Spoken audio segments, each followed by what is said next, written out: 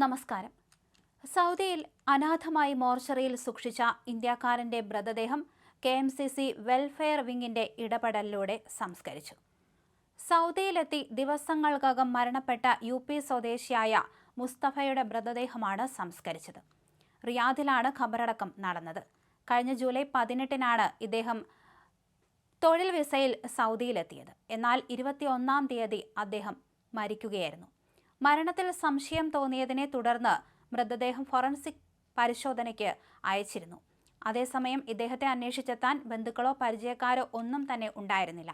പിന്നീട് ഇന്ത്യൻ എംബസിയെ ഈ വിവരം അറിയിക്കുകയായിരുന്നു. ഇന്ത്യൻ എംബസി റിയാദ് മലപ്പുറം ജില്ലാ KMCC വെൽഫെയർ വിങ്ങിന് കൈമാറി. തുടർന്ന് നടത്തിയ അന്വേഷണത്തിലാണ് ഇത്തരത്തിൽ സമയോചിതമായ ഇടപെടലിലൂടെ ഫോറൻസിക് പരിശോധനാ റിപ്പോർട്ട് ലഭിക്കുന്നതിന് മുമ്പ് തന്നെ പരേതന്റെ നാട്ടിലെ ബന്ധുക്കളെ കണ്ടെത്താൻ സാധിച്ചത്. അങ്ങനെയാണ് തുടർ നടപടികളുമായി മുന്നോട്ടു പോയതും വേഗത്തിൽ എല്ലാം പൂർത്തിയാക്കാൻ സാധിച്ചതും.